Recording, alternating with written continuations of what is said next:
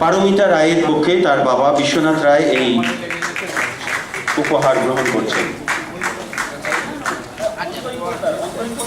অন্তরীপ পোদ্দার মাকে সঙ্গে নিয়ে আসবে। অন্তরীপ পোদ্দার উচ্চ মাধ্যমিক 2010 বোর্ডে দ্বিতীয় স্থানাধিকারী, কেন্দুয়াড়ি হাই স্কুল বাঁকুড়া 467, তার প্রাপ্ত নম্বর 467।